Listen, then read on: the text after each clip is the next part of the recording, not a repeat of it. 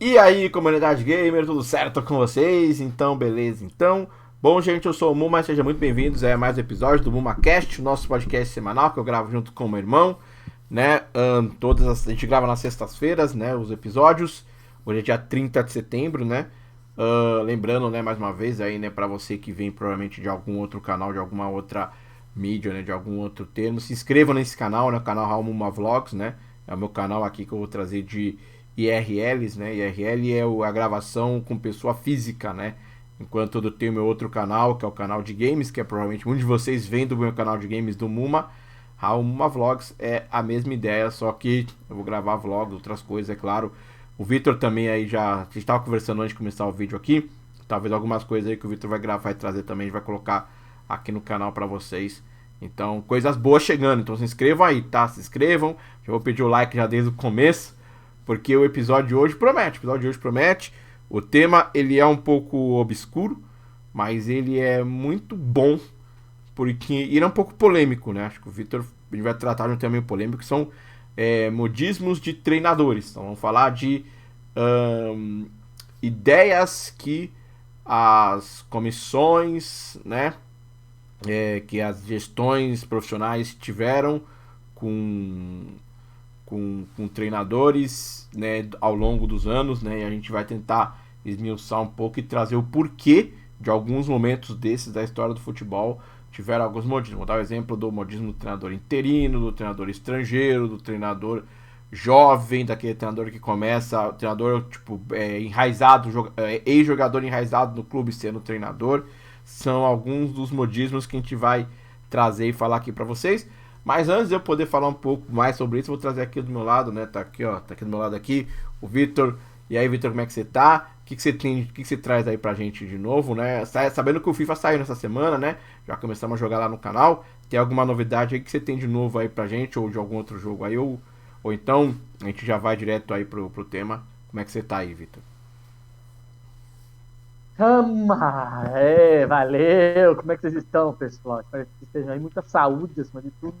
Ah, Começamos aí você mais um apareceu numa live, né? episódio. Só pra falar que você apareceu na live lá, né? Você deu o oi pro Em pessoal lá. aparecer lá, dê um oi aí pro pessoal, sempre aí, pessoal, continuar curtindo a gente aí, mandando suas sugestões, suas críticas, sempre a gente aberto a tudo aí, como a gente diz, querendo saber o que anda acontecendo praticamente, tanto no mundo dos games, quanto também no mundo do futebol.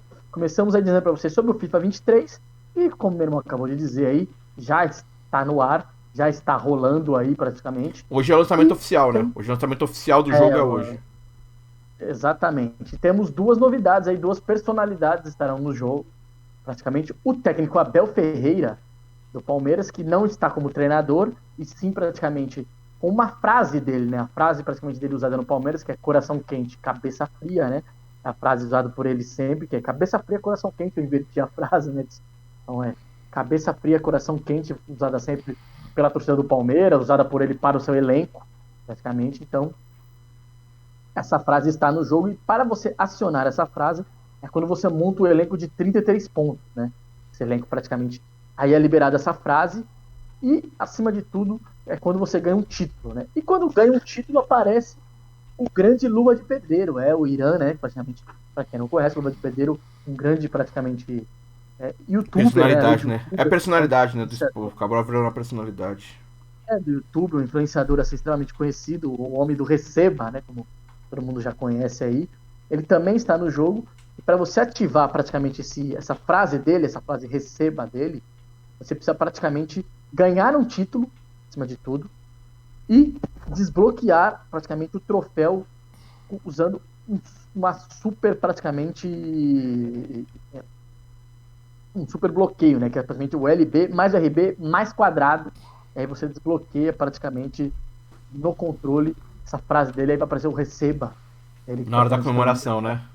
a Na- frase tradicional dele, É. praticamente aparecendo. Essas duas personalidades, o Abel Ferreira, quando você atinge 33 pontos, aparece praticamente a frase cabeça fria e coração quente, e o receba praticamente aparece quando você desbloqueia, conseguindo o troféu, consegue desbloquear com LB mais RB e quadrado.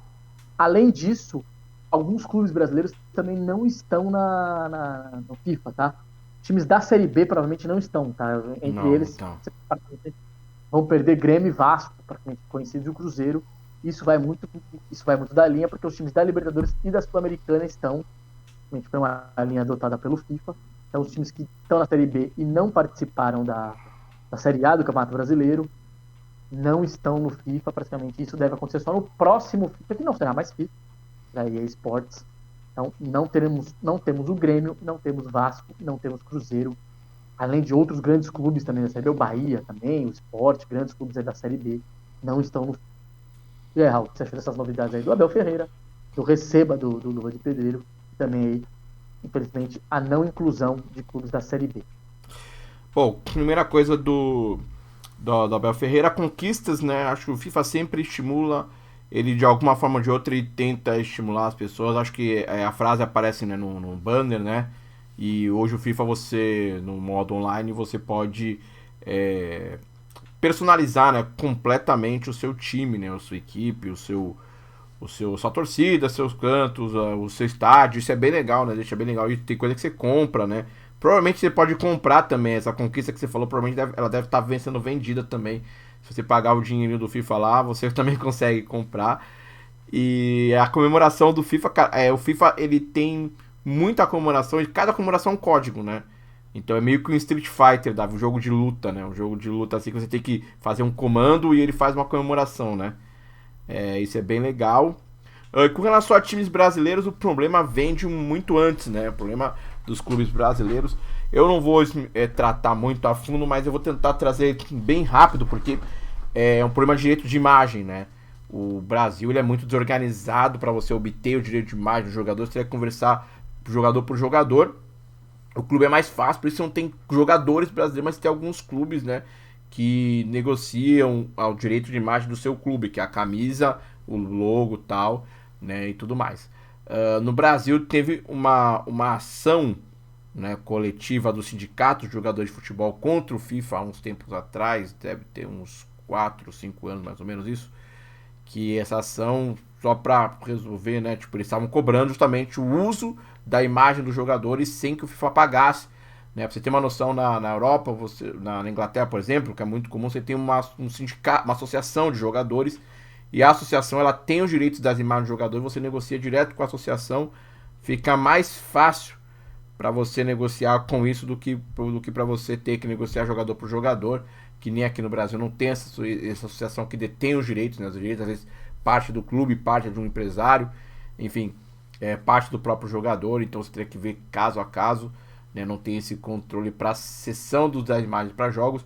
E nessa ação o FIFA foi condenado a pagar 5 milhões de reais, né? Eu fiz as contas porque são muitos jogadores, é um valor para cada jogador, daria algo em torno de 5 milhões de reais, 2 milhões de dólares na época, 2 milhões e pouco de dólares, o que para uma empresa como FIFA, né, para EA Sports, é uma grana pesada para se trabalhar. Por isso que tiraram, por isso que não só o FIFA, né, mas o Football Manager, aí o PES começou a tentar pegar os direitos de imagem dos jogadores num ano, mas depois desistiu, pegou só dos clubes. Por isso é que você não tem muitos jogadores, ou quase nenhum jogador, né? E aí, com a chegada da Libertadores, por conta da negociação com a Libertadores tem esse acordo, né, tem esse direito com os seus clubes de poder disponibilizar a imagem dos seus clubes. Por isso que os clubes da Libertadores, a Conmebol, né? Por isso que os torneios da Conmebol trazem os clubes. Eles ainda trazem alguns clubes do Brasil. Eu acho que é o que você falou. Talvez para o ano que vem, é uma coisa que eu posso falar, né? O jogo mudou e melhorou muito. É a primeira vez que eu falo, desde que eu comecei a fazer conteúdo de FIFA, que eu recomendo a compra do FIFA, porque o jogo mudou e mudou para muito bom. Então eu acredito que ano que vem, por conta da mudança do nome, né? Um jogo novo, né? Em termos de nome, né? Vai deixar de ser FIFA, né? Pela primeira vez desde 1994, vai deixar de se chamar FIFA o jogo. Por conta disso, a gente vai ter talvez algumas novidades com relação eles vão tentar talvez incluir mais elencos, mais jogadores, enfim, tentar potencializar isso daí. Bom, então a gente vai falar aí, né, de alguns modismos do futebol. Eu vou puxar alguns temas, o Vitor depois vai puxar outros também aí, né? E que é modismo do futebol? São situações que a gente viu, são situações que a gente viu acontecerem várias e várias vezes, né? Aqui, pronto. Situações que aconteceram várias e várias vezes por vários clubes que se repetiram porque alguém realizou essa medida em um momento e essa medida fez sucesso, né? Então, vamos dar o exemplo da primeira, né, que eu acho que é a mais fácil de todo mundo visualizar, que foi a enxurrada de treinadores estrangeiros, né, no Brasil. Treinadores estrangeiros não era assim uma novidade, nunca foi, né, de vez em quando outro tinha, né, um treinador ou outro que aparecia para treinar no Brasil, mas não tinha um impacto muito grande. A gente nunca teve um treinador que veio da Europa, né? Aí teve a chegada do Jorge Jesus, né, no Flamengo. Foi aquela história que todo mundo já sabe. O Flamengo se tornou um time poderosíssimo, né? Muito forte, quase que imbatível dentro do país. Venceu tudo. Jogou o Mundial de Clubes, teve que levar o jogo contra o Liverpool do Salah, Mané e Firmino no auge, jogo para prorrogação, para perder. Então isso acabou gerando uma enxurrada de treinadores estrangeiros e muitos deles dando muito certo, né? A gente teve o Vojvoda ainda, né? O Vojvoda no Fortaleza, a gente teve... e aí o Vitor depois vai entrar mais a fundo nessa história, mas a gente teve o Crespo no São Paulo, né? Começou a aparecer treinadores argentinos por conta do sucesso do Marcelo Gallardo no River Plate. Então, treinadores argentinos, também sucesso de treinadores argentinos na Europa também. Tivemos Sampaoli, né, que treinou aí também, fez o trabalho, passou aí por algumas equipes.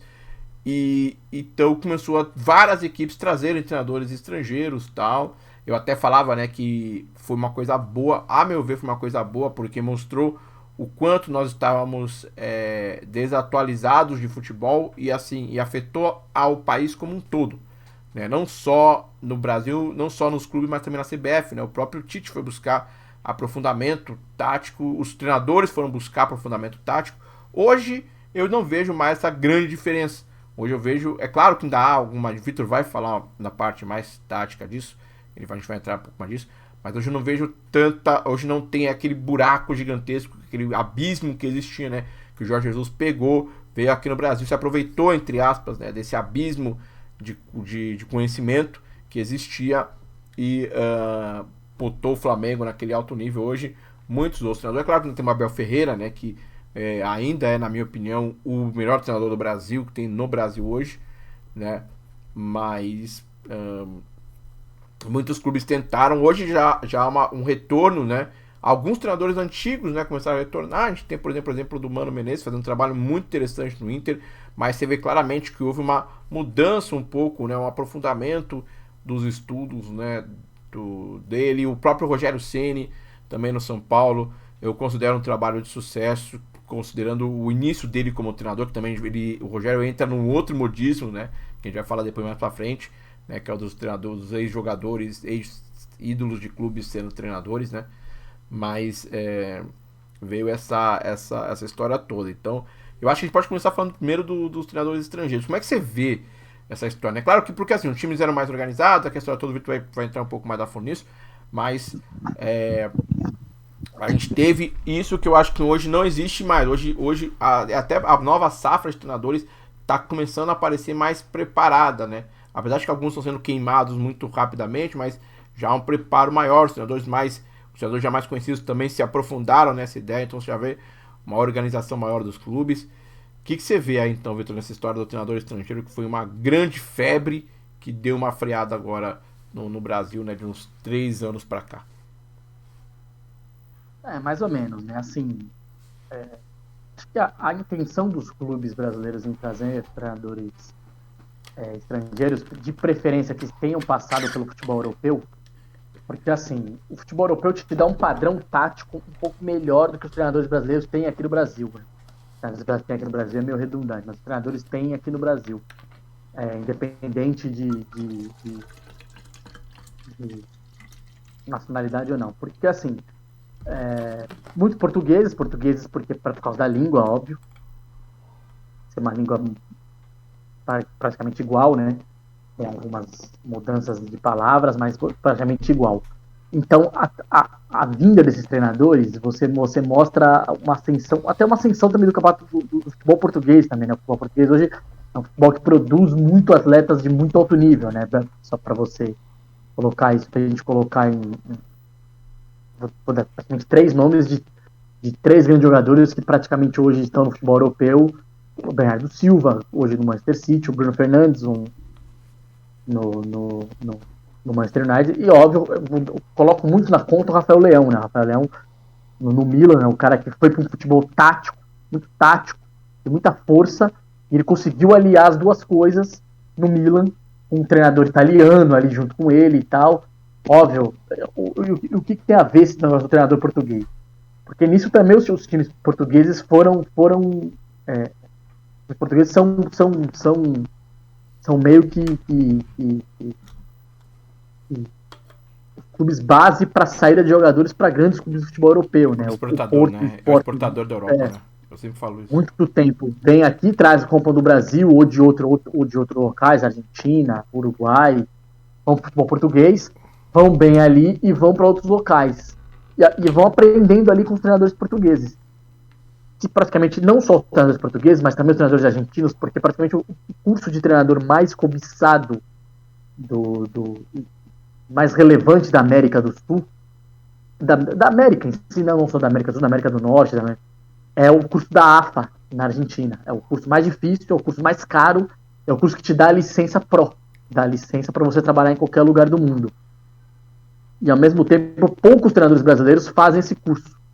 Os treinadores brasileiros buscam ou os que têm uma poder aquisitivo melhor, tentam fazer na Europa, ou tentam fazer o da CBF aqui, o A, mas mesmo você fazendo o A da CBF, você só tem direito de trabalhar no Brasil, qualquer lugar do Brasil. Um exemplo clássico, o Fernando Diniz perdeu alguns empregos, foi cogitado para alguns clubes de fora do Brasil, até por dirigentes brasileiros. O Ronaldo cogitou o Fernando Diniz pro Valladolid uma época, o Juninho Pernambucano cogitou o Fernando Diniz pro Lyon, mas esbarraria na licença, né? O Fernando Diniz não ter essa licença por ter feito o curso no Brasil, não da AFA e nenhum fora do Brasil, ele não tem essa licença para trabalhar fora do Brasil. E os treinadores portugueses e os treinadores europeus, eu digo isso, eles são muito ligados à organização tática. O time deles tem que ter uma organização tática. Por mais que você não tenha grandes jogadores, e a maioria desses treinadores recebem grandes jogadores. Se você pegar praticamente, são poucos treinadores estrangeiros que vêm para o Brasil e pegam equipes que não recebem grandes jogadores. O Crespo, então, que enfrenta um São Paulo e ele não tem grandes jogadores, ele tem uma boa equipe, mas não é a melhor equipe entre os grandes. O resto, a maioria desses treinadores, o Sapinto, né, o Jorge Sapinto, que veio para dirigir o Vasco, também não teve grandes jogadores e não durou. O resto, a maioria desses treinadores recebem grandes jogadores. E são jogadores que entendem mais sobre tática. O Abel Ferreira no Palmeiras, o próprio agora Luiz Castro no Botafogo, que vem melhorando o Botafogo nessas últimas rodadas do Campeonato Brasileiro, recebe mais jogadores, até pelo Textor, tem um investidor ali.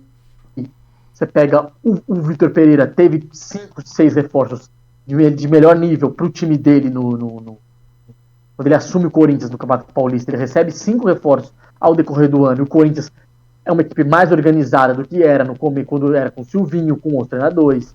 Você tem o Abel Ferreira também, sempre está recebendo reforços. O Jorge Jesus não precisa nem dizer nesse ponto. O Paulo Vitor teve... Paulo Vitor é o goleiro. O Paulo Souza teve jogadores, recebeu reforços, recebeu Marinho, recebeu Pablo, recebeu sempre grandes jogadores. Então, assim, esses treinadores estrangeiros que vêm para cá, você tem que sempre ter o Sampaoli também, não tem dizer como teve aqui, teve grandes reforços.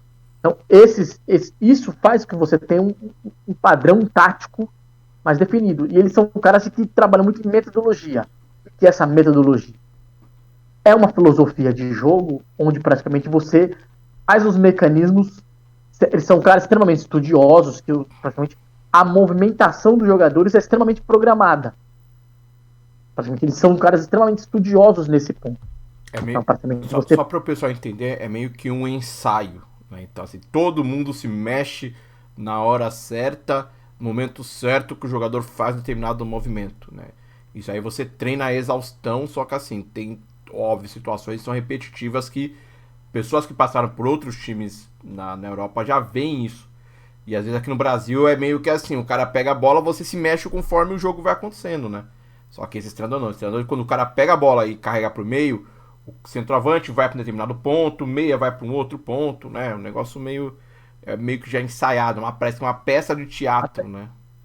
Isso, até dando um exemplo, eu vou dar exemplo das duas equipes cariocas que praticamente por muito tempo jogavam ou jogam o melhor futebol do Brasil, são o Fluminense e o Flamengo. São treinadores brasileiros, Dorival no Flamengo e o Fernando Diniz. O Fernando Diniz é uma coisa atípico, né? O Fernando Diniz é um cara que trabalha muito com uma quantidade, é um jogo totalmente atípico no mundo, o jogo do Fernando Diniz. Uma quantidade numérica de pessoas do lado da bola, ele tenta vencer o adversário nessa quantidade numérica e tentar desorganizar o adversário nesse ponto. Esse é o jogo do Diniz. O Dorival vem utilizando muito isso no Flamengo, mas num jogo um pouco diferente do Fernando Diniz. Pouco não, bem diferente do Fernando Diniz, mas com uma ideia muito parecida. Porque ele tem 4 jogadores na frente que ele não quer que tenham posição fixa. E é o Pedro, o Arrascaeta, o Gabriel, o Gabigol e o Everton Ribeiro. E o que ele faz nessa movimentação dos 4? Nenhum deles tem uma movimentação fixa definida na frente.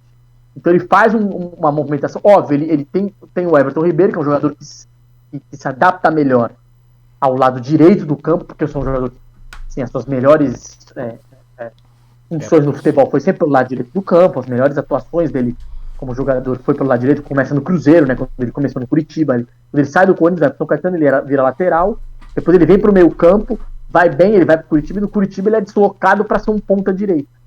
E ali ele tem uma ascensão meteórica muito boa, vai muito bem no Curitiba, do Curitiba ele é contratado pelo Cruzeiro, vai muito bem, vai para a Arábia, vem também na Arábia e vem pro Flamengo, sempre pelo lado direito do campo. Mas Dorival tira essa função que muitos treinadores deixavam ele ali, assim, até dando exemplo, assim, o Rogério é um cara que gosta muito de jogo posicional, mas o Rogério flerta muito com o jogo, o Rogério gosta muito de um jogo muito parecido que é o Guardiola. O Rogério estudou muito o jogo típico do Guardiola, que é um jogo que praticamente você tem o jogador na posição e o jogador, quem leva a bola até lá trabalha às vezes com bola longa. O Rogério trabalha um pouco diferente, mas nós vamos chegar nesse ponto do Rogério. Mas o Dorival tem essa movimentação dos 4, até pela qualidade de improviso dos 4. Os 4 jogadores são jogadores que conseguem improvisar muito. O Gabigol é um exemplo. O Gabigol é um cara que ele começa, teoricamente, atuando como um ponta direita, mas ele vem flutuando, porque ele abre o corredor até para a subida do Rodinei por ali, que é o lateral da força do Flamengo, é o lateral que apoia.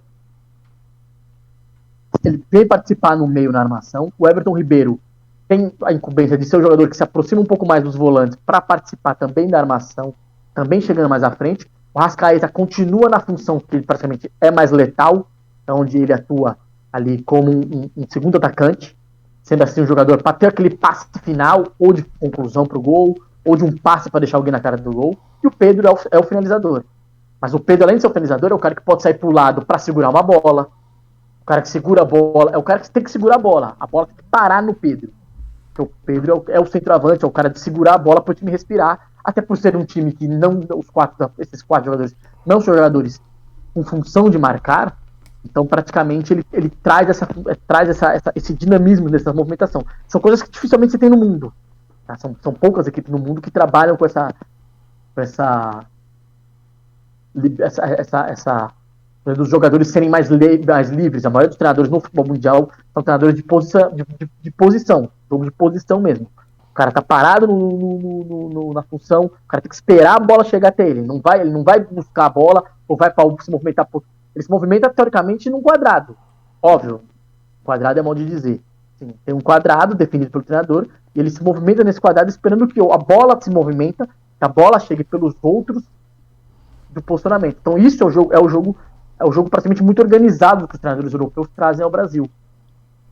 E praticamente, o que é esse jogo de organização tática? Porque você não se desorganiza praticamente sem a bola. Você não é surpreendido pelo adversário. Porque, teoricamente, se você não tem um jogo que a bola vai chegar até você não cria com um time assim, teoricamente você também não sofre atrás. Isso tem o crescimento do Corinthians. Eu digo, eu entro no Vitor Pereira no Corinthians. Tem o crescimento do Corinthians nesse ponto. Porque o Vitor Pereira é um cara que ele não desorganiza o time dele. O Corinthians cresce muito na mão do Vitor Pereira, porque o Corinthians é um time que em casa, principalmente em casa, sofre poucos gols. Até também pela pelo quarteto que joga atrás, é um quarteto experiente, é um quarteto que atuou, entende o futebol posicional, que é o Fagner, o Gil, o Fábio Santos e o Balbuena. Óbvio, Gil e Balbuena na zaga, Fábio Santos na esquerda e o Fagner na direita. São jogadores que entendem esse jogo de posição e esperam esse jogo. São jogadores que não precisam apoiar, historicamente. E ele deixa um time mais fixo na marcação, com o Fausto Vera hoje, o titular da equipe, com o Duqueiroz tendo um pouquinho mais de liberdade para encostar no Renato Augusto, ser aquele famoso box-to-box, aquele volante que chega. O Renato Augusto mais solto, mas também fazendo um jogo de posição, que é aonde entra o Renato Augusto. O Renato Augusto é um cara que entra para atuar pelo lado esquerdo, muitas vezes, e se ele entra pelo lado esquerdo, quem está atuando de ponta direita, que é o Adson ou o Mosquito, tem a chance de ter o corredor. Se ele vem pelo lado direito, o que acontece? O Roger Guedes vem por dentro, que hoje é o titular. O Roger Guedes vem por dentro, com o Yuri Alberto sendo o homem de referência do time. Então, é um jogo totalmente de posição. E o Corinthians cresce nesse ponto. É o time base hoje do Vitor Pereira, é o time que deve jogar a final. Então, assim, os portugueses, aí entrando também no Luiz Castro. O Luiz Castro recebe o Vitor Sá de um lado e o Jefinho do outro. São caras extremamente habilidosos. Mas é o jogo de posição. O que ele define nesse jogo de posição? Ele tem o Saraiva de um lado, que é o lateral que mais apoia, e quem segura do outro lado é o Marcel. Marcel, jogador que praticamente muitos anos de futebol francês. Estava no Wolverhampton antes de vir pro Botafogo, que é a Premier League, futebol hoje. Que praticamente mais você vai entender se você passa pela Premier League e vem jogar no Brasil, você entende muito você tem um nível de entendimento tático muito grande. Até pelo nível dos treinadores que estão na Premier League. Treinadores assim, trabalham muito esse jogo de posição. Tem o Tiquinho, e ele trabalha às vezes Lucas Fernandes ou Lucas Piazon para ser esse meia, na mesma função que é o Renato Augusto. E um cai pelo lado direito, outro vem por dentro, o ponta. Se o Lucas Piazon cai pelo lado esquerdo, abre lá o Vitor Sá, o Jefinho tem que vir por dentro. Principalmente o Jefinho vem por dentro, porque o Jefinho vem por dentro para tentar o drible, para tentar uma armação, para passar dentro do Saraiva, que é o lateral mais de apoio. Então esse é o jogo dos treinadores. Isso reflete um pouco no próprio São Paulo, né? O próprio São Paulo do Rogério Ceni também é um jogo desse jogo. É um jogo que o Rogério começa também a implementar esse jogo meio de posição. É um jogo que uma época, ele deu uma retraída nisso, utilizando um jogo com um time com 3 zagueiros, mais fixo, até para ele ter um jogo de posição mais definida na frente, com um time um pouco mais solto, só o Caleri mesmo com referência, mas tendo assim o Rodrigo Nestor mais solto, o Luciano mais solto, era o Patrick um pouco mais solto, só que ele volta para esse jogo de posição. E o jogo de posição do Rogério, porque eu digo para você que se assemelha ao jogo de posição do Liverpool, onde ele praticamente estudou muito, né? Onde o Rogério foi e estudou muito. E além disso, ele estudou muito também o Guardiola, né? Ele pega um pouco dos dois, óbvio, estou dizendo que o Rogério é uma mistura de Guardiola e Klopp, tá? Não, é para deixar o pessoal. Ele busca um pouco dos dois no jogo dele, mais do Klopp, hein? Porque ele tem um jogo de posição atrás com um lateral mais fixo. E no Liverpool, quem trabalha mais tendo um lateral mais fixo é o Alexander-Arnold, que vem para trabalhar nesse ponto como um mais fixo. Ele tem a subida de um lado do Reinaldo, ele traz os dois. O Rogério, por não ter pontas, ele traz os 2 pontas para o meio.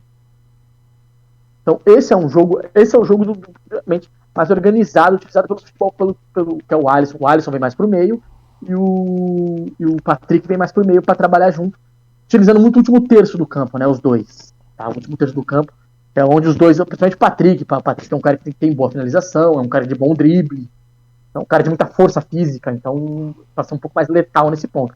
Então, esse é o jogo dos brasileiros. Mas falta aos treinadores brasileiros um pouco mais de organização tática que tem os treinadores portugueses. Falta Abel Ferreira também no Palmeiras. São times assim. Você não sai do jogo de posição dos caras. Você não muda o jogo dos caras. Porque se de repente você não faz lá na frente, você não vai sofrer atrás, e com o passar do jogo, o adversário vai se desorganizar. Porque o adversário não vai conseguir te furar. Então, são adversários, teoricamente, principalmente que o Palmeiras que é um time que está há muito tempo já jogando juntos, os mecanismos estão assim, na cabeça dos atletas, os mecanismos já são prontos na cabeça dos atletas, então praticamente tem essa filosofia. Então nesse ponto eu vejo os treinadores assim, de fora, teoricamente treinadores gringos, né, os argentinos, próprios treinadores portugueses, uma organização tática melhor que os brasileiros. Não todos, né, não todos são melhores, mas alguns não vieram, não é uma inovação do jogo, não tem uma inovação, mas eles têm uma organização tática melhor do que os treinadores brasileiros em alguns sentidos. O exemplo clássico é que o Diniz sofre muito com o treinador. O primeiro jogo do Diniz contra treinadores estrangeiros, porque eles não conhecem esse estilo de jogo. Esse estilo de jogo é um estilo de jogo desconhecido pro treinador, porque não existe estilo de jogo que o Diniz implementa, não existe no futebol mundial. É um estilo de jogo único que o Diniz implementa. É um estilo de jogo assim, muito enraizado no Diniz. Então, praticamente, eles surpreendem no começo. Mas quando eles entendem, se organizam, o Diniz tem muito mais dificuldade. Por exemplo, o clássico Diniz não vence o Flamengo. Desculpa, não vence o Palmeiras, do Abel Ferreira. Ele não consegue vencer depois o Vitor Pereira, no Corinthians. Ele tinha muita dificuldade para vencer o Sampaoli, por esse jogo de posição. O Sampaoli também é um cara adepto do jogo de posição, mas o Sampaoli também é um cara muito parecido com o Dorival, né? Um pouco mais diferente. Ele gosta de mexer muitas peças dele do meio para frente. Ele não é muito adepto ao jogo de posição também. Ele gosta, mas ele gosta da frente se movimentarem mais. Então, assim, os treinadores estrangeiros têm uma organização muito boa. Isso eu digo dos 4, dos 5 que estão aí. Então, hoje no futebol na Série A. O Vojvoda, que muda de 3-5-2 para um 4-4-2 no Fortaleza. Hoje o Tinga volta a ser lateral, o Juninho Capixaba, o Tinga fica mais, o Juninho Capixaba é o que sobe mais pela área, é o lateral do apoio. Ele traz praticamente para o meio, se junta praticamente com o Pedro Rocha, hoje vindo mais para o meio. Então, o Juninho Capixaba é um lateral que sobe mais, o Tinga é o lateral que fica mais defensivo. Tem o Antônio Oliveira, que é um treinador que veio hoje está no Cuiabá, começa também a implementar um pouco mais esse estilo de jogo. O Cuiabá começa a subir um pouco mais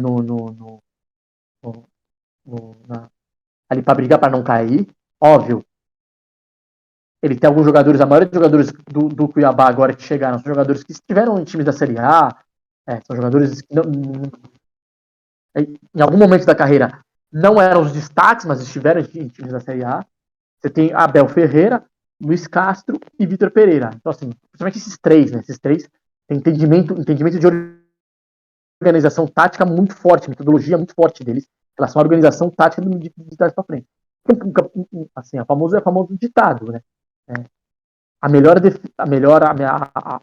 Para você ganhar um campeonato, é melhor você ter uma defesa boa do que um ataque bom. Porque mesmo que você não faça tantos gols, ganhe por 1-0, 1-0, 1-0, 1-0 ali, e não sofra gols, não sofra tantos gols, não, você acaba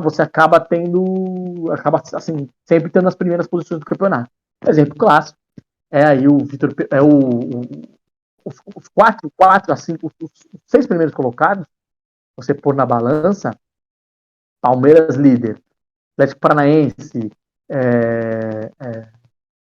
Internacional, Corinthians, para mim, esses 4, tirando Flamengo e Fluminense, são assim, equipes que são muito, atacam muito. Esses outros 4 têm mais um balanço, trabalham muito nos jogos no balanço, né? São times que assim, gostam de trabalhar às vezes mais a defesa do que o ataque.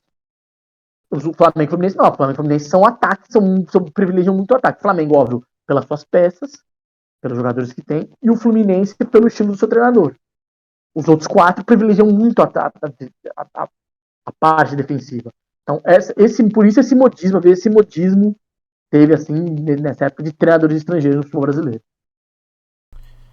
Vem essa ideia mesmo, né, que você falou realmente desse equilíbrio, da busca do equilíbrio, principalmente na parte defensiva, né, porque a tendência, né, do brasileiro, nós brasileiros, nós privilegiamos sempre muito o ataque, né, os melhores jogadores sempre deu destaque para jogadores de ataque, jogadores ofensivos, mesmo os meio-campistas mesmo, sempre os meio-campistas criadores, né, Então, os laterais sempre muito ofensivos, né? Isso é uma coisa da nossa história, do nosso futebol, né? Assim, nós sempre pensamos assim, lateral tinha que ir até o fundo para cruzar, que não importava se marcasse bem ou não hoje em dia, né? Só que lá na Europa o caminho é outro, né? O caminho é construído de trás para frente, né? Eles preferem ter, é como você falou, uma defesa sólida, até por conta, talvez, tipo, de você não ter, talvez, tamanha qualidade, óbvio que é o que aparece, né? Tem bons jogadores ofensivamente, né? Muitos bons jogadores, mas assim, mas é pelo cuidado, né? E por conta também de que muitas vezes, muitos desses países, né, em algum momento, né, da Europa, em algum momento da sua história, tiveram que optar por um futebol mais defensivo, né, por conta de nem sempre conseguir produzir grandes jogadores. Então, o trabalho defensivo também, o trabalho de construção de trás pro ataque, né, primeiro montar a sua defesa, ajustar os seus jogadores, o seu sistema de marcação, e na parte ofensiva você desenvolver aí métodos, né, e aí vem o método, né, do posicional, né, trazido pelo Guardiola. Aí você tem contrastado com o método de liberdade criativa, que é como, até como o próprio em certa parte o Tite usa um pouco, né, um pouco da criatividade com um pouco do trabalho. O Tite também trabalha nesse jogo assim de pelo menos dois a três jogadores do meio o Tite gosta muito do 4-1-4-1, né? É praticamente muito a base dele. E esse 4-1-4-1 dele também, dois a três jogadores desse jogo dele um pouco mais soltos. Óbvio, o Neymar. Isso.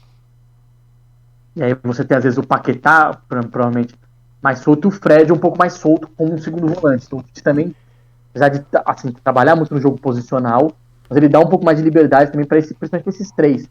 E até muito também, às vezes, o Richarlison, que hoje deve ser o centroavante na Copa, né? Ter essa movimentação até para a entrada do Neymar. O Richarlison não é aquele centroavante mesmo, fixo de área, então ele ter essa liberdade de movimentação desses caras. Então, assim, até o Tite, que é um treinador brasileiro, o treinador brasileiro tem muito essa liberdade, dá liberdade para ter esse improviso dos jogadores de frente, né? Diferente assim, do treinador, um pouco dos treinadores europeus, até treinadores fora do Brasil, que preferem às vezes um jogo mais posicional, um jogo assim que você tem que esperar na sua função, a bola vai chegar na sua função e você tem que fazer a função definida. Óbvio, tem o improviso, mas se você fizer a função, praticamente, porque pela metodologia deles, né? Pelo estudo que eles fazem de jogo, a bola vai passar ali, a bola vai entrar aqui, eu vou calcular ali. Isso é uma coisa bem calculada por eles, assim, bem estudada por eles mesmo. Então, assim, isso faz que o improviso, às vezes, tem um improviso, mas muitas vezes o jogo é mais assim trabalhado no passe. O exemplo que começa muito clássico é a equipe da Alemanha, campeã de 2014 da Copa. 100% posicional, né? Totalmente posicional. 100% E não tinha driblador. Você não tinha um driblador naquela seleção. Você tinha praticamente o meio campo com três caras de bom passe, que era o Schweinsteiger, o Toni Kroos e o Khedira. Três caras da frente que não são jogadores habilidosos, e também não são jogadores de grande movimentação, que é o Thomas Miller, o Ozil e o de centroavante, o Klose. Felipe Lana, lateral esquerdo. Então, assim, era um time lateral direita, desculpa, era um time totalmente posicional. Sem drible, esperando a bola com passe. Então, assim, é o estilo do treinador europeu. Esse é o estilo do treinador europeu. Assim, mas uma organização tática muito forte. Assim, cada um sabe aonde correr, cada um sabe o posicionamento, cada um sabe onde a bola vai passar. Não é você falar, não, futebol é uma ciência exata. Não é uma ciência exata, óbvio que não. Mas você consegue, praticamente, através do seu adversário, conseguir praticamente prever. O futebol hoje não é que está previsível. Bom, mas praticamente você consegue antever algumas jogadas que vai acontecer no jogo. Né? Porque praticamente você sabe as características do adversário através dos seus jogadores. Então isso, os treinadores europeus conseguem ter essa organização. Não que os treinadores brasileiros não tenham, mas os treinadores brasileiros têm mais essa lógica do improviso. Só para perguntar, e você bota nessa história toda, você bota o Guardiola talvez como pai desse sistema posicional moderno que a gente vê hoje em dia? Você acha que a implementação dele lá naquele tic-tac do Barcelona, multicampeão, dali veio essa ideia toda de todo mundo começar a jogar com jogadores mais fixos nas posições, Quando o futebol naquela época... Porque eu lembro que até aquele período não se falava muito disso, né? Por que eu pergunto isso? Porque eu sei de onde o Guardiola tirou isso. Eu lembro de uma entrevista que ele conta, e até porque ele deu a liberdade, porque o Guardiola fazia meio que o time 99% posicional com aquele 90% com aquele 10% que era o Messi, que era o jogador que tinha literalmente a liberdade para trabalhar, e ele tira isso do Barcelona que ele jogou com o Cruyff, que o Cruyff foi obrigado a dar liberdade para o Romário, porque o time todo dele jogava posicionado, com o Romário podendo fazer o que queria, voltava no meio, criava, e o Romário era, por conta daquela rebeldia do Romário, o Cruyff abraçou a rebeldia do Romário, entendeu o Romário, né, e, e o Guardiola viveu aquele time, né, jogava com aquele pessoal, depois ele teve que contar com outros jogadores, tal, Luiz Figo, que também teve um grande período lá. Mas se pensar nisso, talvez o Guardiola vem, talvez essa ideia da mescla do posicional com a liberdade. Até hoje ele é mais, o time dele é mais posicional hoje, não tem um jogador com tanta liberdade. Você acha que talvez viria dele, do Guardiola, que se espalhou? Talvez seria um outro modismo, entre aspas, que a gente teve. Tipo, o Guardiola começou lá atrás e todo mundo foi abraçando e depois, óbvio, foi se moldando. Né? O Mourinho moldou também um pouco isso daí, aí acabou que tem esses dois estilos de futebol. Acho que o pai disso é o Cruyff. Nesse ponto você tocou bem. O pai desse jogo posicional, para mim, é o Cruyff. Cruyff, para mim, aí Cruyff, depois vem o Barcelona teve fases, né? Foi passando fases. Cruyff, depois o Rijkaard e vem o Guardiola. Aí o Guardiola traz um jogo mais ainda, né? Sobre esse modismo. O Guardiola, assim, então até nesse modismo, o Guardiola vem com o modismo dos ex-treinadores, né? Como Aproveitando para fazer ex-jogadores o do gancho, clube, isso. os ex-jogadores do clube, Guardiola, o Zidane ali no Real Madrid. Você teve um pouco antes, aí você tem no Brasil aqui o Rogério Ceni no São Paulo. Silvinho Você no tem Corinthians. esse. Silvinho foi um pouco depois, né? É, Silvinho chega, foi um pouco depois, mas também no Silvinho no Corinthians.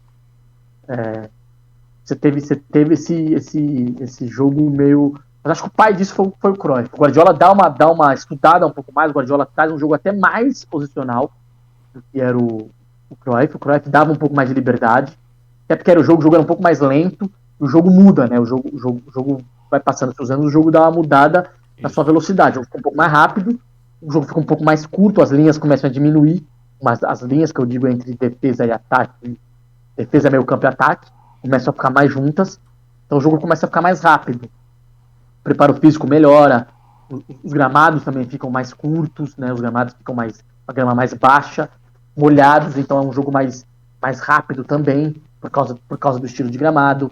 Assim, você não tem mais aquele. Porque aqui no Brasil ainda se tinha muito tempo aqueles gramados mais altos, né?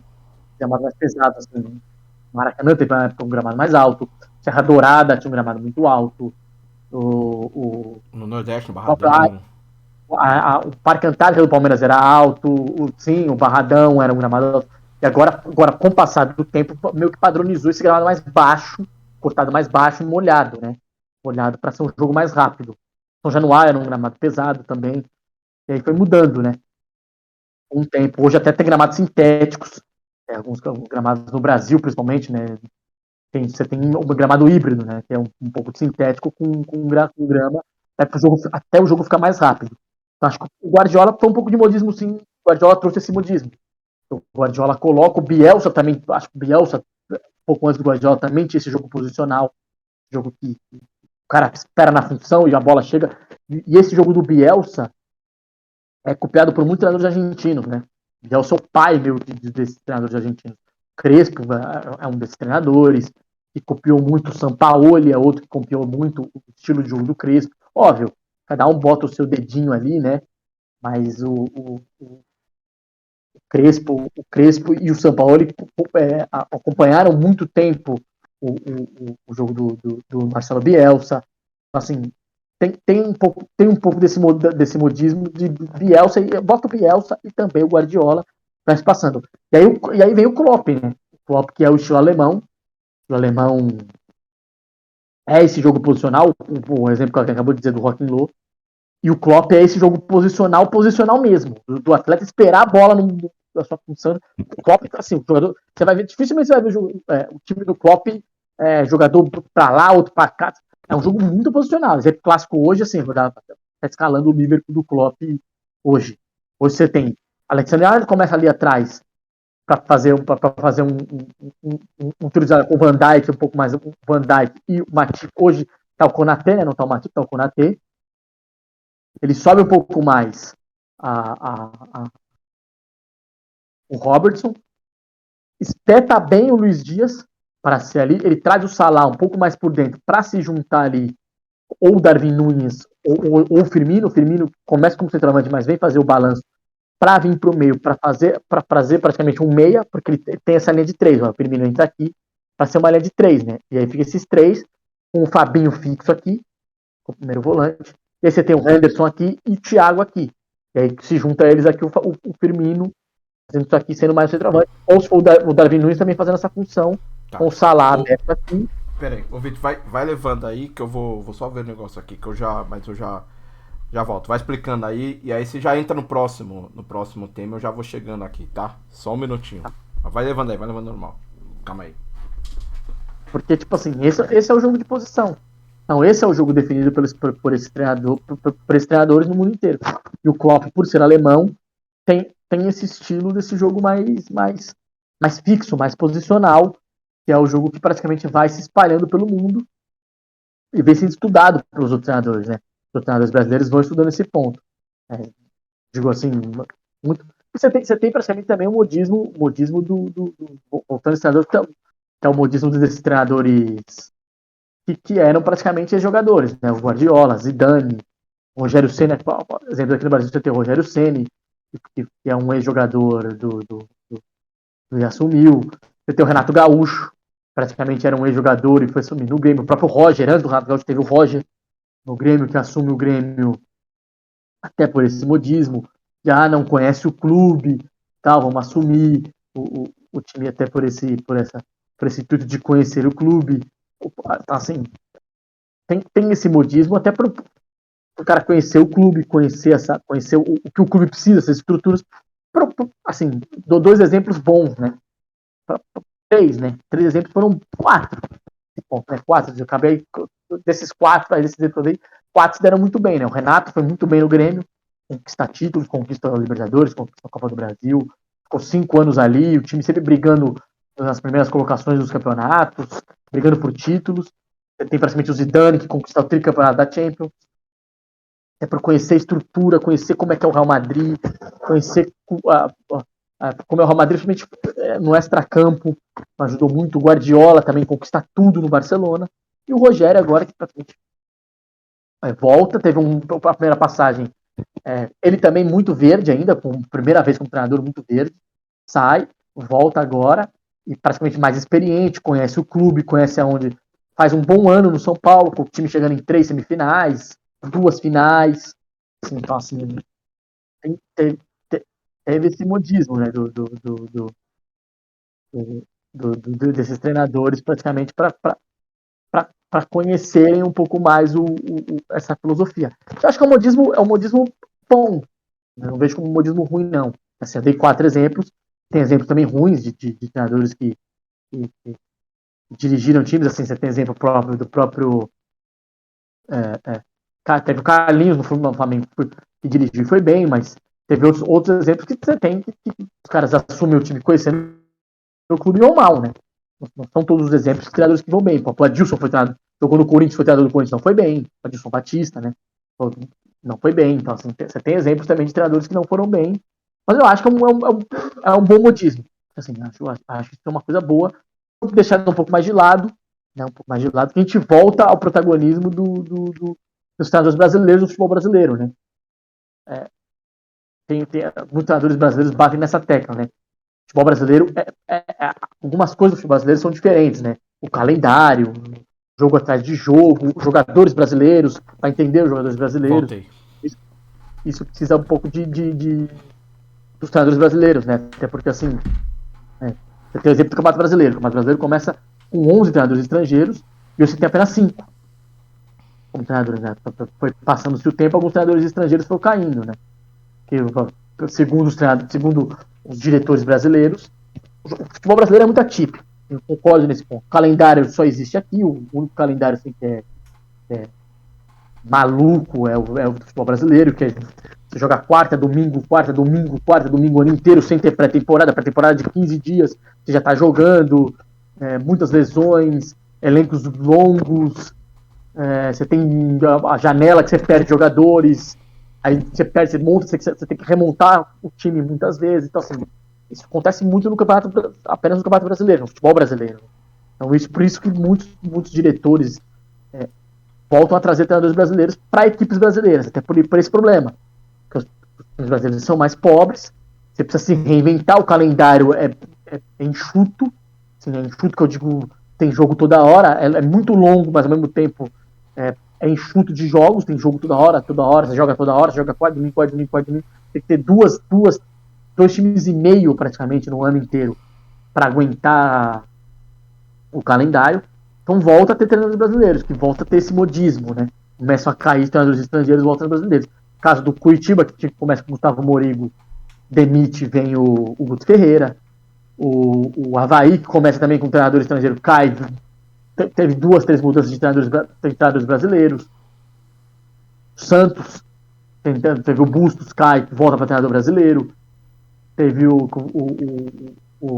Atlético Paranaense, teve o Antônio Oliveira acabou saindo, vai para treinador brasileiro. Então tem essas mudanças, né? O Inter, né? O Inter começa com o Cacique Medina, sai, traz o Mano Menezes, que é um cara que já conhece o sul do país, foi treinador do Grêmio, conhece, então volta e vem o Mano Menezes. Então, assim, é porque assim, treinador do futebol brasileiro, assim, você toma 2, 3 pancadas, o cara já começa a te pedir tua cabeça, né? Então, isso é uma coisa bem. É um modismo também que continua, né? Não chega a ser um modismo, né? Uma coisa eterna do futebol brasileiro, que é essa demissão de treinadores uma atrás da outra, que assim, começam a cair treinadores, assim, só ficou treinadores estrangeiros a longo prazo. Óbvio, o Cuiabá traz um treinador estrangeiro, apostando muito no Antônio Oliveira, porque ele já conhece o futebol brasileiro, dirigiu, deixou um bom legado ali no futebol no Atlético Paranaense. O time que praticamente que ele monta, o ano dele foi muito. Ele monta um bom time no Atlético Paranaense, tanto que os outros treinadores que assumem pegam o bonde dele e vão para ser o treinador do Atlético Paranaense, conquista sul-americana, chega na final da Copa do Brasil no ano, tem um bom ano, no ano passado, né? Na mão do Valentim, mas um time muito moldado pelo.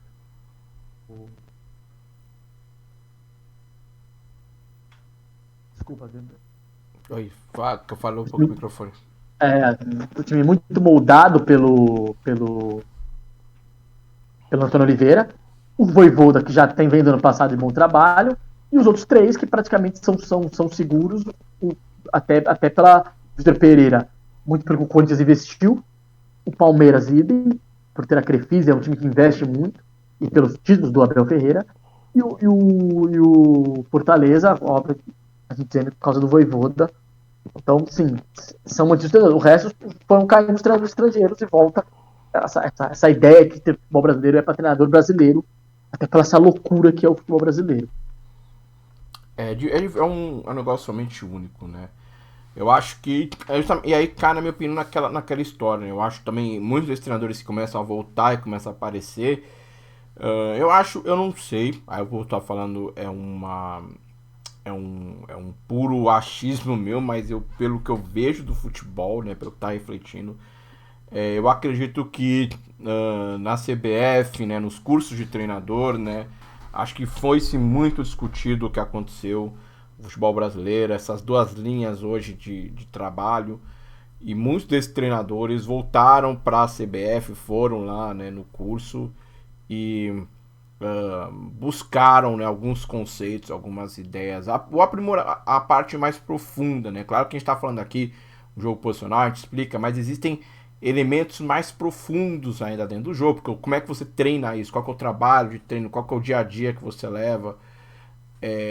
Parece que houve uma mudança, né, os treinadores, até que quem começou a voltar, que naquela época lá em 2019, com o Jorge Jesus, não teve dificuldade para encontrar essa ideia e começa a voltar, né, começa a voltar com uma qualidade melhor. A gente pode falar até que eu gosto também de falar, talvez, que é um treinador que talvez seria aquele que mais, entre aspas, seria contrário a isso, mas acaba aceitando, que é o Renato Gaúcho, né? Que é um treinador que talvez assim ele não era muito a favor do estudo, entre aspas, né, do futebol, que era aquela história de ter trabalhado, mas você vê que quando ele sai, ele volta, o time já tem um monte de elementos do futebol atual, do futebol da ideia, né, dessa mescla, futebol posicional, ou então um pouco mais de liberdade. Isso tudo foi estudado, não só por ele, né? Eu tô falando dos treinadores, mas não falo só dos treinadores, pessoal. Eu falo dos auxiliares também, viu? Muitos auxiliares aí, né, que também auxiliam e às vezes até tomam a maior rédea de muitos treinamentos. Eles trazem na bagagem esse conhecimento, né? Eu gosto de destacar muito o trabalho do Kleber Xavier na seleção brasileira, que às vezes é um pouco escondido, mas ele é uma pessoa de um conhecimento altíssimo, então ele traz para a seleção brasileira, ele traz para o Tite, ele traz para os jogadores também muitas ideias, muitos conceitos que o Tite às vezes você tem a ideia do treinador, mas ele junto, ele vai nessa mesma linha, ele acrescenta elementos e conceitos que ajudam a desenvolver. Antes foi o Silvinho, né, o tempo agora, mas sempre o Kleber Xavier ali do lado dele, e aí é o que falou, Matheus, né, o filho dele, Matheus Bach, que também foi estudar, foi aprender muito fora do Brasil. Por conta de observação também de adversários, entender, porque você estudando, conhecendo mais, você entende, você consegue identificar mais situações nos adversários, o que permite preparar melhor. Então, não é só os treinadores, mas hoje a gente já percebe. Por isso eu acredito que também. E aí tem aquilo que você falou, né? Que o Brasil ele é único, né? Então os treinadores estrangeiros que começaram, veio essa leva. Só que essa leva veio sem a mesma base que Flamengo ou que Palmeiras tem. Então é claro que. Ou Corinthians mesmo, né? Então é claro que a curva começa a apertar e quando. Acho que o Goianiense também teve, né? Um treinador. O Atlético Goianiense também teve, não teve ou eu tô enganado? Acho que eu tô enganado. Não, o Atlético Goianiense foi treinador brasileiro. O que porque... teve treinador estrangeiro, agora o Cuiabá, né? Que tá contra o Oliveira, o Avaí teve. Isso. O Avaí teve, mas não durou. O treinador estrangeiro não durou. Então. Curitiba teve também, o Gustavo Murigo começa aí. O Sport teve na Série B o Florentino, que é o paraguaio, mas também não durou, porque assim, é atípico, é muito atípico. É jogo atrás de jogo. Você precisa entender o atleta. Você precisa, assim, o atleta muitas vezes também não entende um jogo mais posicional. Sim, o atleta brasileiro tem muito. Isso é até uma fala do Pedrinho, né? Vou até uma moral aí do Pedrinho ali no Sport TV. O Pedrinho já disse isso: o jogador brasileiro não tem muita paciência, às vezes, para ter esse jogo, para esperar o jogo posicional. Ele começa aprendendo quando ele vai para Europa. Ele vai para fora porque ele é obrigado a aprender, porque ele tá no clube, ou ele aprende, ou ele não joga. Do Gabigol, né? Podemos dar exemplo do Gabigol na Inter de Milão. Então, exemplo, o Gabriel pode ser um exemplo. O Gabriel pode ser um exemplo, de repente, não ter essa paciência de esperar o jogo posicional, né? Porque assim, acho que também o Gabriel foi um pouco fresco também, acho que ele foi um pouco mais fresco, que eu digo assim, de cabeça, né? Acho que ele tem menos cabeça para entender o jogo e tal, mas assim, hoje acho que ele entende mais, se ele voltasse hoje acho que ele entenderia mais. Sim. Mas é muito isso, assim, o jogador brasileiro não tem muito essa paciência de esperar o jogo posicional, o jogo o jogo vem até ele, não você ir até o jogo. É diferente. Você ter que esperar isso é meio complicado. Eu digo até por mim, até, né? Porque assim, eu vivi uma época que o jogo não era esse. Eu vivi uma época que o jogo era um jogo mais de movimentação, você se movimentava, não tinha tanto esse jogo. Tinha, óbvio, você tinha que voltar no seu plano tático, mas não era um plano tático tão fechado, assim, quando eu digo assim, quadradinho, é um quadradinho mesmo, assim. Hoje você tem um ponto que você joga ali, é um quadrado que você não sai dali, você circula dentro daquele parte do campo e você joga. Isso, dentro desse quadrado. Dali até ali, o treinador define, e você tem que correr dali até ali, porque é definido pelo treinador, porque o treinador estudou aquilo. Então, na minha época, não era tanto assim, era um jogo mais de movimentação, você podia ir e tal. Assim, o jogo foi mudando, o jogo foi se reciclando, se reinventando, né, com o passar dos anos. E isso deixa o jogador brasileiro um pouco mais, assim, o jogador brasileiro não é um cara acostumado a isso. Até para os treinadores brasileiros também não serem treinadores, como dei dois exemplos aí dos dois tipos que melhor jogam futebol no Brasil, que são os dois cariocas, na minha visão, são treinadores que não exigem muito disso, de você ter esse jogo mais posicional. O Rogério, que é um cara que, o Rogério Ceni, São Paulo, é um cara que exige um pouco mais esse jogo posicional da equipe, também tem, assim, um pouco desse QI de movimentação. O Luciano é um cara que se movimenta um pouco mais, vira, ele dá um pouco mais de liberdade também pro Patrick, Patrick às vezes pode vir pra ponta, pode vir pro meio, não é um cara tão fixo posicionalmente. E o Patrick até para você ter fazendo essa alusão, o Patrick é um cara que com a chegada do Miguel Ángel Ramírez no Inter, o Patrick vai pro banco no Inter. Porque o Miguel Ángel Ramírez detectou que o Patrick não era aquele jogador que esperava o jogo de posição. O Patrick preferia, assim, ir até a bola, ser um cara mais livre. Nossa, o Patrick vai pro banco no Internacional. E a consequência do Patrick ir pro banco no Internacional é um ano pior do Patrick, e chega no final do ano, o Inter coloca o Patrick à venda e o São Paulo vai e compra o Patrick.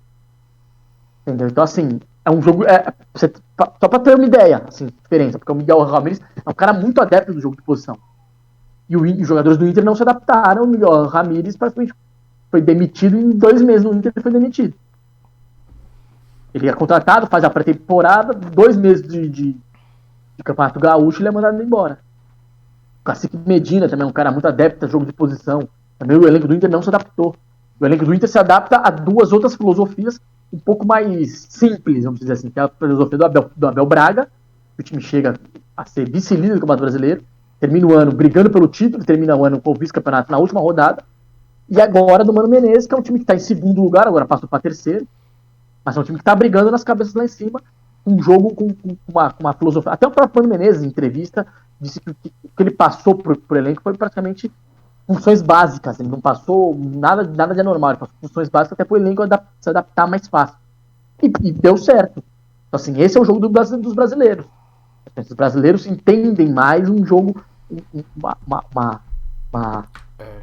uma coisa mais solta, mais livre. Você acha que talvez, então, para você adaptar isso, talvez isso aí, eu acho que talvez o problema seria talvez na base, então. Então você acha que talvez a gente teria que ter na base treinadores que trabalhassem o posicional para os meninos desde 15, 16, 17 anos entenderem essa ideia? Então, eu sou mais adepto, assim, acho assim, você tem que trabalhar um tático na base, mas acho que a base é uma coisa que você precisa dar fundamento. A base é fundamento. Você não só ensinar o cara taticamente. Você vai se movimentar ali, aqui. Porque pode ser que você chegue no profissional e seja profissional, você pega um treinador que muda. Assim, o Alex, dando um exemplo assim, que eu acompanhei mais, o Alex é um cara que se adaptava muito ao que o profissional fazia, ao que o Crespo primeiro e depois o Rogério faziam. 3-5-2 era profissional, o Alex meteu o 3-5-2. 4-4-2, aí voltava pro 4-4-2. Assim, até para o jogador que subisse para o profissional, tivesse um fundamento da cabeça dele para se adaptar mais fácil ao time profissional. Só que até aí, você tem uma mudança drástica. Eu vou dar exemplo do Marquinhos, que é o cara que hoje está no Arsenal, atacante que foi pro Arsenal. Marquinhos começa no time do Alex como ponto esquerda. Jogando de ponto esquerda e ponto direita. Ele sobe pro profissional, o Crespo, ele pega o 3-5-2 do Crespo, ele vira um atacante quase central, atacante mais de força. Aí vem o Rogério, ele muda para ser ponta. Então, assim, acho assim, você precisa dar base do jogador, você não precisa dar um movimento tático. Acho que o movimento tático, o jogador vai aprender muito no profissional. Muito profissional, por causa do jogo do profissional um pouco diferente do jogo muito diferente do jogo da base. É um jogo mais cadenciado, é um jogo, assim, mais posicional. Da base é um pouco mais correria, é um jogo mais truncado, é um jogo mais de força, é um jogo diferente do que é o jogo do profissional. Então você tem que dar base. Dá fundamento de passe, fundamento de lançamento, fundamento de cabeça. Dá fundamento, fundamento de domínio, de tudo. Sim. Passe e domínio. São os quesitos básicos. Eu levantei essa bola por conta do que o Barcelona faz, né? E até o Real Madrid começou a fazer agora na base deles lá. Acho que o City também tá fazendo isso. Que parece que dá. É o que você falou, tem que dar o fundamento, mas o fundamento tático também, você acha que também não. Eu acho que você tem que dar o fundamento tático, mas acho que você não pode privar o jogador na base de fazer tal coisa. Às vezes os caras privam, você só pode correr nesse tal quadrado e tal. Eu acho que de repente você acaba privando um jogador que de repente tem uma técnica mais refinada a tática. E eu acho que na base não é isso. Você pode, de repente, no profissional. Porque no profissional o cara tem que chegar pronto. No profissional o cara tem que estar pronto. Então, no profissional, o cara chegando pronto, aí você pode, teoricamente, definir a tática que você vai definir no jogador. Na base, não. Na base, você tem que aflorar, assim, os movimentos do jogador. Todos os movimentos. Movimentos táticos, movimentos técnicos. Principalmente técnico. O técnico que eu digo passe, é bater na bola. Porque assim, muito jogador chega no profissional sem saber bater na bola. Uhum. Tem jogador profissional que chega sem saber fazer um zagueiro que não sabe fazer um cabeceio. Isso é verdade. Então, assim, acho que você precisa. Isso é base, isso pra mim é base. Você precisa ter base nesse ponto. Então, acho que você tem que aflorar na base fundamentos técnicos, não os táticos. E no profissional, aí ele vai aprender o tático. Ele já tá pronto, ele já é um atleta pronto. Através do fundamento tático, aí ele aprende no profissional. E aí, do fundamento tático dele, ele utilizar a técnica dele desse fundamento tático que ele utiliza no profissional. Na base, não. Na base, pra mim, você tem que deixar o cara mais livre, aprender técnica, muita técnica, de tudo que é bater na bola, domínio, passe. Assim, para mim, são os 3 fundamentos básicos do futebol, que é o domínio. O cara tem um domínio. O cabeceio, assim, ainda não é tão. Assim, dependendo da posição, você não é tão exigido saber cabecear. Um lateral não é exigido ele saber cabecear. Óbvio, tem que saber, mas assim, domínio, você vai saber até. O domínio você ganha em cabeceio. Pô, domínio, uma bola no alto, você matar no peito. Domínio, passe, chute. O domínio. Sim, domínio, o passe e o chute. O chute não precisa ser um chute pro gol, mas o chute é um lançamento, é saber bater na bola. Acho que são fundamentos básicos do futebol. Acho que era essa ideia mesmo, né? Que a gente vai seguir pro talvez, né? Acho que te abordou. Você vê como é um tema, né? Você vê como o tema ele é profundo, né? A gente passou um pouco do nosso tempo. A gente tá com 1h06, né? Normalmente faz 1 hora. Mas a gente abordou só treinadores estrangeiros. Porque a gente abordou um pouco de interino, mas não conseguiu nem abordar muito, né? Mas é um tema interessante. A gente foi um pouco mais técnico, né? Mesmo. Porque eu acho que tem muita gente que assiste o canal, gosta de jogar jogos gosta de aplicar tática em jogo e tal, de videogame e tal. Então é bom a gente explicar um pouco, porque às vezes o cara, eu quero fazer meu time no futebol posicional, como é que eu faço? Aí você, entendeu? Aí como é que eu quero dar liberdade. E hoje os jogos de videogame permitem isso, né? Você pode fazer até o time que eu jogo lá, ele é bem posicional, né? Com talvez um cara tendo mais liberdade. É bem isso mesmo, né?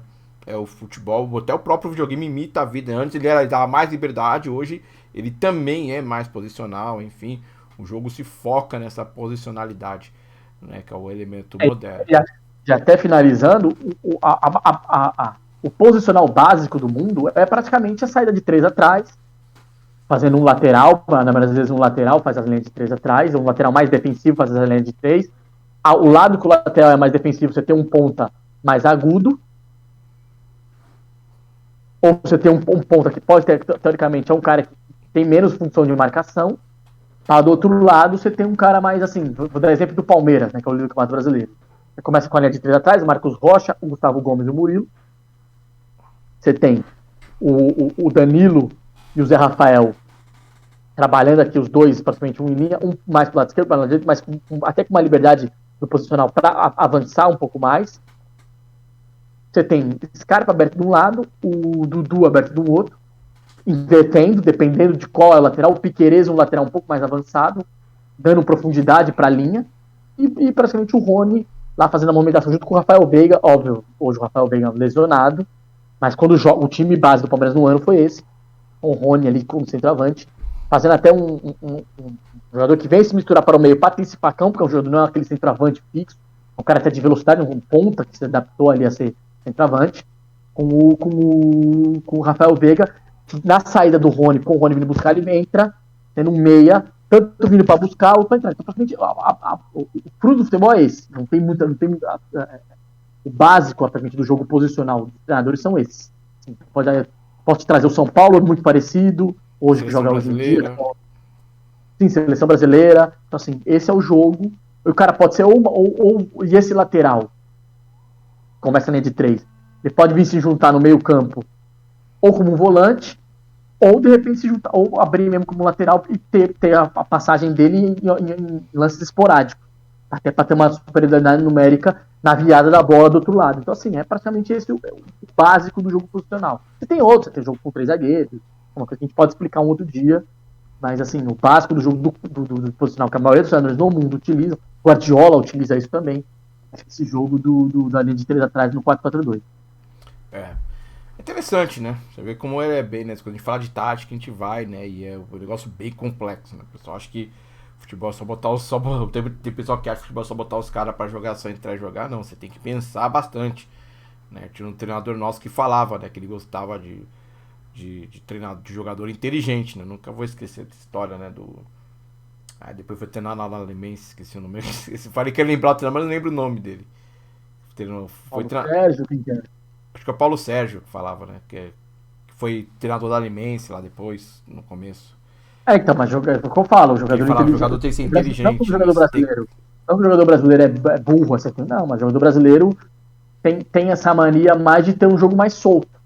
Ser um jogo mais livre. Assim, o jogador brasileiro é meio sem paciência, assim, É quase beirando o amador, né? Quase beirando o amador. Até o amador, hoje em dia, se você for os times amadores, também estão nessa ideia também, né? Não, mas assim, eu jogo amador, mas também assim, os caras não gostam. Não gosta, quer jogar mais livre, quer sair de lugar. Quer mais livre, quer participar do jogo e tal. O cara não quer ficar só olhando o jogo acontecer do outro lado, né? O cara quer entrar na partida. Assim, é